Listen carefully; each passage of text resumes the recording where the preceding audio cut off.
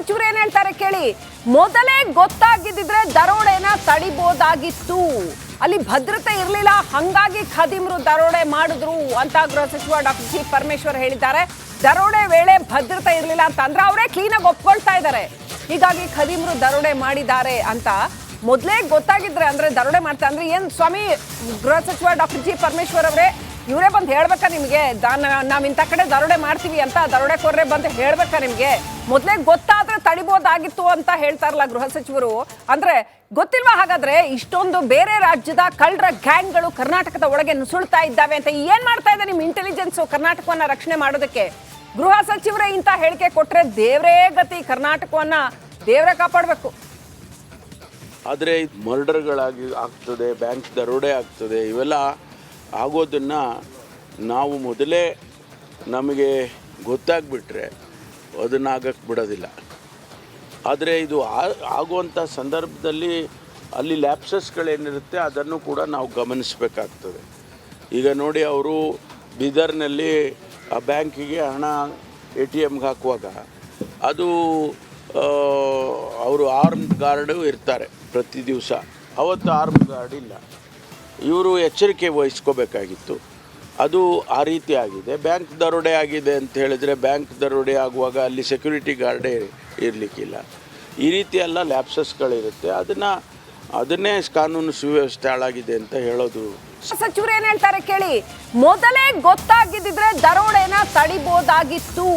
ಅಲ್ಲಿ ಭದ್ರತೆ ಇರಲಿಲ್ಲ, ಹಂಗಾಗಿ ಖದೀಮರು ದರೋಡೆ ಮಾಡಿದ್ರು ಅಂತ ಗೃಹ ಸಚಿವ ಡಾಕ್ಟರ್ ಜಿ ಪರಮೇಶ್ವರ್ ಹೇಳಿದ್ದಾರೆ.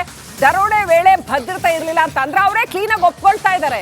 ಹೀಗಾಗಿ ಖದೀಮರು ದರೋಡೆ ಮಾಡಿದ್ದಾರೆ ಅಂತ ಮೊದಲೇ ಗೊತ್ತಾಗಿದ್ರೆ ಅಂದ್ರೆ ದರೋಡೆ ಮಾಡ್ತಾ ಅಂದ್ರೆ ಏನ್ ಸ್ವಾಮಿ ಗೃಹ ಸಚಿವ ಡಾಕ್ಟರ್ ಜಿ ಪರಮೇಶ್ವರ್ ಅವರೇ ಇವರೇ ಬಂದು ಹೇಳ್ಬೇಕಾ ನಿಮಗೆ ನಾವ್ ಇಂಥ ಕಡೆ ದರೋಡೆ ಮಾಡ್ತೀವಿ ಅಂತ ದರೋಡೆಕೋರ್ರೆ ಬಂದು ಹೇಳ್ಬೇಕಾ ನಿಮ್ಗೆ? ಮೊದಲೇ ಗೊತ್ತಾದ್ರೆ ತಡಿಬೋದಾಗಿತ್ತು ಅಂತ ಹೇಳ್ತಾರಲ್ಲ ಗೃಹ ಸಚಿವರು. ಅಂದ್ರೆ ಗೊತ್ತಿಲ್ವಾ ಹಾಗಾದ್ರೆ ಇಷ್ಟೊಂದು ಬೇರೆ ರಾಜ್ಯದ ಕಳ್ಳರ ಗ್ಯಾಂಗ್ಗಳು ಕರ್ನಾಟಕದ ಒಳಗೆ ನುಸುಳ್ತಾ ಇದ್ದಾವೆ ಅಂತ? ಏನ್ ಮಾಡ್ತಾ ಇದೆ ನಿಮ್ಮ ಇಂಟೆಲಿಜೆನ್ಸ್ ಕರ್ನಾಟಕವನ್ನ ರಕ್ಷಣೆ ಮಾಡೋದಕ್ಕೆ? ಗೃಹ ಸಚಿವರೇ ಇಂಥ ಹೇಳಿಕೆ ಕೊಟ್ರೆ ದೇವ್ರೇ ಗತಿ, ಕರ್ನಾಟಕವನ್ನ ದೇವ್ರೇ ಕಾಪಾಡಬೇಕು.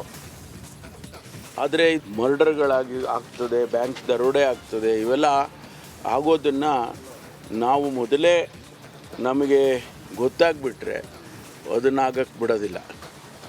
ಆದರೆ ಇದು ಆಗುವಂಥ ಸಂದರ್ಭದಲ್ಲಿ ಅಲ್ಲಿ ಲ್ಯಾಪ್ಸಸ್ಗಳೇನಿರುತ್ತೆ ಅದನ್ನು ಕೂಡ ನಾವು ಗಮನಿಸಬೇಕಾಗ್ತದೆ. ಈಗ ನೋಡಿ, ಅವರು ಬೀದರ್ನಲ್ಲಿ ಆ ಬ್ಯಾಂಕಿಗೆ ಹಣ ATMಗೆ ಹಾಕುವಾಗ ಅದು ಅವರು ಆರ್ಮ್ಡ್ ಗಾರ್ಡು ಇರ್ತಾರೆ ಪ್ರತಿ ದಿವಸ. ಅವತ್ತು ಆರ್ಮ್ಡ್ ಗಾರ್ಡ್ ಇಲ್ಲ. ಇವರು ಎಚ್ಚರಿಕೆ ವಹಿಸ್ಕೋಬೇಕಾಗಿತ್ತು. ಅದು ಆ ರೀತಿ ಆಗಿದೆ. ಬ್ಯಾಂಕ್ ದರೋಡೆ ಆಗಿದೆ ಅಂತ ಹೇಳಿದರೆ ಬ್ಯಾಂಕ್ ದರೋಡೆ ಆಗುವಾಗ ಅಲ್ಲಿ ಸೆಕ್ಯೂರಿಟಿ ಗಾರ್ಡೇ ಇರಲಿಕ್ಕಿಲ್ಲ. ಈ ರೀತಿ ಎಲ್ಲ ಲ್ಯಾಪ್ಸಸ್ಗಳಿರುತ್ತೆ. ಅದನ್ನೇ ಕಾನೂನು ಸುವ್ಯವಸ್ಥೆ ಹಾಳಾಗಿದೆ ಅಂತ ಹೇಳೋದು. ಸಚಿವರು ಏನ್ ಹೇಳ್ತಾರೆ ಕೇಳಿ. ಮೊದಲೇ ಗೊತ್ತಾಗಿದ್ದಿದ್ರೆ ದರೋಡೆನ ತಡಿಬೋದಾಗಿತ್ತು. ಅಲ್ಲಿ ಭದ್ರತೆ ಇರಲಿಲ್ಲ, ಹಂಗಾಗಿ ಖದೀಮರು ದರೋಡೆ ಮಾಡಿದ್ರು ಅಂತ ಗೃಹ ಸಚಿವ ಡಾಕ್ಟರ್ ಜಿ ಪರಮೇಶ್ವರ್ ಹೇಳಿದ್ದಾರೆ. ದರೋಡೆ ವೇಳೆ ಭದ್ರತೆ ಇರಲಿಲ್ಲ ಅಂತ ಅಂದ್ರೆ ಅವರೇ ಕ್ಲೀನಾಗಿ ಒಪ್ಕೊಳ್ತಾ ಇದ್ದಾರೆ. ಹೀಗಾಗಿ ಖದೀಮರು ದರೋಡೆ ಮಾಡಿದ್ದಾರೆ ಅಂತ ಮೊದಲೇ ಗೊತ್ತಾಗಿದ್ರೆ ಅಂದ್ರೆ ದರೋಡೆ ಮಾಡ್ತಾ ಅಂದ್ರೆ ಏನ್ ಸ್ವಾಮಿ ಗೃಹ ಸಚಿವ ಡಾಕ್ಟರ್ ಜಿ ಪರಮೇಶ್ವರ್ ಅವರೇ ಇವರೇ ಬಂದು ಹೇಳ್ಬೇಕಾ ನಿಮಗೆ ನಾವ್ ಇಂಥ ಕಡೆ ದರೋಡೆ ಮಾಡ್ತೀವಿ ಅಂತ ದರೋಡೆಕೋರ್ರೆ ಬಂದು ಹೇಳ್ಬೇಕಾ ನಿಮ್ಗೆ? ಮೊದಲೇ ಗೊತ್ತಾದ್ರೆ ತಡಿಬೋದಾಗಿತ್ತು ಅಂತ ಹೇಳ್ತಾರಲ್ಲ ಗೃಹ ಸಚಿವರು. ಅಂದ್ರೆ ಗೊತ್ತಿಲ್ವಾ ಹಾಗಾದ್ರೆ ಇಷ್ಟೊಂದು ಬೇರೆ ರಾಜ್ಯದ ಕಳ್ಳರ ಗ್ಯಾಂಗ್ಗಳು ಕರ್ನಾಟಕದ ಒಳಗೆ ನುಸುಳ್ತಾ ಇದ್ದಾವೆ ಅಂತ? ಏನ್ ಮಾಡ್ತಾ ಇದೆ ನಿಮ್ಮ ಇಂಟೆಲಿಜೆನ್ಸ್ ಕರ್ನಾಟಕವನ್ನ ರಕ್ಷಣೆ ಮಾಡೋದಕ್ಕೆ? ಗೃಹ ಸಚಿವರೇ ಇಂಥ ಹೇಳಿಕೆ ಕೊಟ್ರೆ ದೇವ್ರೇ ಗತಿ, ಕರ್ನಾಟಕವನ್ನ ದೇವ್ರೇ ಕಾಪಾಡಬೇಕು. ಆದರೆ ಮರ್ಡರ್ಗಳಾಗಿ ಆಗ್ತದೆ, ಬ್ಯಾಂಕ್ ದರೋಡೆ ಆಗ್ತದೆ, ಇವೆಲ್ಲ ಆಗೋದನ್ನು ನಾವು ಮೊದಲೇ ನಮಗೆ ಗೊತ್ತಾಗ್ಬಿಟ್ರೆ ಅದನ್ನು ಆಗಕ್ಕೆ ಬಿಡೋದಿಲ್ಲ.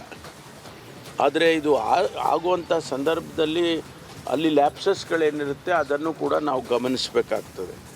ಈಗ ನೋಡಿ, ಅವರು ಬೀದರ್ನಲ್ಲಿ ಆ ಬ್ಯಾಂಕಿಗೆ ಹಣ ATMಗೆ ಹಾಕುವಾಗ ಅದು ಅವರು ಆರ್ಮ್ಡ್ ಗಾರ್ಡು ಇರ್ತಾರೆ ಪ್ರತಿ ದಿವಸ. ಅವತ್ತು ಆರ್ಮ್ಡ್ ಗಾರ್ಡ್ ಇಲ್ಲ. ಇವರು ಎಚ್ಚರಿಕೆ ವಹಿಸ್ಕೋಬೇಕಾಗಿತ್ತು.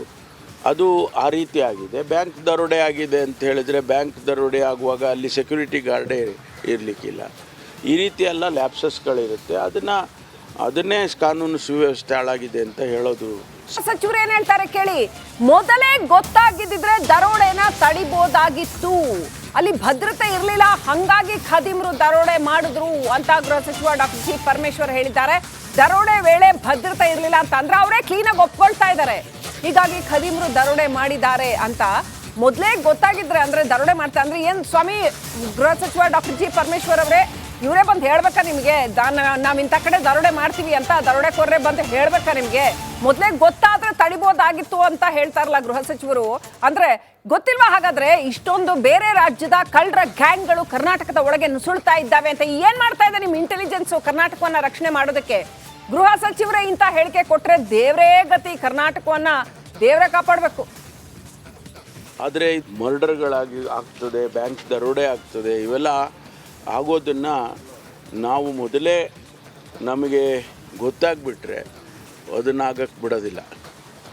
ಆದರೆ ಇದು ಆಗುವಂಥ ಸಂದರ್ಭದಲ್ಲಿ ಅಲ್ಲಿ ಲ್ಯಾಪ್ಸಸ್ಗಳೇನಿರುತ್ತೆ ಅದನ್ನು ಕೂಡ ನಾವು ಗಮನಿಸಬೇಕಾಗ್ತದೆ. ಈಗ ನೋಡಿ, ಅವರು ಬೀದರ್ನಲ್ಲಿ ಆ ಬ್ಯಾಂಕಿಗೆ ಹಣ ATMಗೆ ಹಾಕುವಾಗ ಅದು ಅವರು ಆರ್ಮ್ಡ್ ಗಾರ್ಡು ಇರ್ತಾರೆ ಪ್ರತಿ ದಿವಸ. ಅವತ್ತು ಆರ್ಮ್ಡ್ ಗಾರ್ಡ್ ಇಲ್ಲ. ಇವರು ಎಚ್ಚರಿಕೆ ವಹಿಸ್ಕೋಬೇಕಾಗಿತ್ತು. ಅದು ಆ ರೀತಿ ಆಗಿದೆ. ಬ್ಯಾಂಕ್ ದರೋಡೆ ಆಗಿದೆ ಅಂತ ಹೇಳಿದರೆ ಬ್ಯಾಂಕ್ ದರೋಡೆ ಆಗುವಾಗ ಅಲ್ಲಿ ಸೆಕ್ಯೂರಿಟಿ ಗಾರ್ಡೇ ಇರಲಿಕ್ಕಿಲ್ಲ. ಈ ರೀತಿ ಎಲ್ಲ ಲ್ಯಾಪ್ಸಸ್ಗಳಿರುತ್ತೆ. ಅದನ್ನೇ ಕಾನೂನು ಸುವ್ಯವಸ್ಥೆ ಹಾಳಾಗಿದೆ ಅಂತ ಹೇಳೋದು. ಸಚಿವರು ಏನ್ ಹೇಳ್ತಾರೆ ಕೇಳಿ. ಮೊದಲೇ ಗೊತ್ತಾಗಿದ್ದಿದ್ರೆ ದರೋಡೆನ ತಡಿಬೋದಾಗಿತ್ತು. ಅಲ್ಲಿ ಭದ್ರತೆ ಇರಲಿಲ್ಲ, ಹಂಗಾಗಿ ಖದೀಮ್ರು ದರೋಡೆ ಮಾಡಿದ್ರು ಅಂತ ಗೃಹ ಸಚಿವ ಡಾಕ್ಟರ್ ಜಿ ಪರಮೇಶ್ವರ್ ಹೇಳಿದ್ದಾರೆ. ದರೋಡೆ ವೇಳೆ ಭದ್ರತೆ ಇರಲಿಲ್ಲ ಅಂತ ಅಂದ್ರೆ ಅವರೇ ಕ್ಲೀನಾಗಿ ಒಪ್ಕೊಳ್ತಾ ಇದ್ದಾರೆ. ಹೀಗಾಗಿ ಖದೀಮ್ರು ದರೋಡೆ ಮಾಡಿದ್ದಾರೆ ಅಂತ ಮೊದಲೇ ಗೊತ್ತಾಗಿದ್ರೆ ಅಂದ್ರೆ ದರೋಡೆ ಮಾಡ್ತಾ ಅಂದ್ರೆ ಏನ್ ಸ್ವಾಮಿ ಗೃಹ ಸಚಿವ ಡಾಕ್ಟರ್ ಜಿ ಪರಮೇಶ್ವರ್ ಅವರೇ ಇವರೇ ಬಂದು ಹೇಳ್ಬೇಕಾ ನಿಮಗೆ ನಾವ್ ಇಂಥ ಕಡೆ ದರೋಡೆ ಮಾಡ್ತೀವಿ ಅಂತ ದರೋಡೆಕೋರೇ ಬಂದು ಹೇಳ್ಬೇಕಾ ನಿಮ್ಗೆ? ಮೊದಲೇ ಗೊತ್ತಾದ್ರೆ ತಡಿಬೋದಾಗಿತ್ತು ಅಂತ ಹೇಳ್ತಾರಲ್ಲ ಗೃಹ ಸಚಿವರು. ಅಂದ್ರೆ ಗೊತ್ತಿಲ್ವಾ ಹಾಗಾದ್ರೆ ಇಷ್ಟೊಂದು ಬೇರೆ ರಾಜ್ಯದ ಕಳ್ಳರ ಗ್ಯಾಂಗ್ಗಳು ಕರ್ನಾಟಕದ ಒಳಗೆ ನುಸುಳ್ತಾ ಇದ್ದಾವೆ ಅಂತ? ಏನ್ ಮಾಡ್ತಾ ಇದೆ ನಿಮ್ಮ ಇಂಟೆಲಿಜೆನ್ಸ್ ಕರ್ನಾಟಕವನ್ನ ರಕ್ಷಣೆ ಮಾಡೋದಕ್ಕೆ? ಗೃಹ ಸಚಿವರೇ ಇಂಥ ಹೇಳಿಕೆ ಕೊಟ್ರೆ ದೇವರೇ ಗತಿ, ಕರ್ನಾಟಕವನ್ನ ದೇವರೇ ಕಾಪಾಡಬೇಕು. ಆದರೆ ಮರ್ಡರ್ಗಳಾಗಿ ಆಗ್ತದೆ, ಬ್ಯಾಂಕ್ ದರೋಡೆ ಆಗ್ತದೆ, ಇವೆಲ್ಲ ಆಗೋದನ್ನು ನಾವು ಮೊದಲೇ ನಮಗೆ ಗೊತ್ತಾಗ್ಬಿಟ್ರೆ ಅದನ್ನು ಆಗಕ್ಕೆ ಬಿಡೋದಿಲ್ಲ. ಆದರೆ ಇದು ಆಗುವಂಥ ಸಂದರ್ಭದಲ್ಲಿ ಅಲ್ಲಿ ಲ್ಯಾಪ್ಸಸ್ಗಳೇನಿರುತ್ತೆ ಅದನ್ನು ಕೂಡ ನಾವು ಗಮನಿಸಬೇಕಾಗ್ತದೆ. ಈಗ ನೋಡಿ, ಅವರು ಬೀದರ್ನಲ್ಲಿ ಆ ಬ್ಯಾಂಕಿಗೆ ಹಣ ATMಗೆ ಹಾಕುವಾಗ ಅದು ಅವರು ಆರ್ಮ್ಡ್ ಗಾರ್ಡು ಇರ್ತಾರೆ ಪ್ರತಿ ದಿವಸ. ಅವತ್ತು ಆರ್ಮ್ಡ್ ಗಾರ್ಡ್ ಇಲ್ಲ. ಇವರು ಎಚ್ಚರಿಕೆ ವಹಿಸ್ಕೋಬೇಕಾಗಿತ್ತು. ಅದು ಆ ರೀತಿ ಆಗಿದೆ. ಬ್ಯಾಂಕ್ ದರೋಡೆ ಆಗಿದೆ ಅಂತ ಹೇಳಿದರೆ ಬ್ಯಾಂಕ್ ದರೋಡೆ ಆಗುವಾಗ ಅಲ್ಲಿ ಸೆಕ್ಯೂರಿಟಿ ಗಾರ್ಡೇ ಇರಲಿಕ್ಕಿಲ್ಲ. ಈ ರೀತಿ ಎಲ್ಲ ಲ್ಯಾಪ್ಸಸ್ಗಳಿರುತ್ತೆ. ಅದನ್ನೇ ಕಾನೂನು ಸುವ್ಯವಸ್ಥೆ ಹಾಳಾಗಿದೆ ಅಂತ ಹೇಳೋದು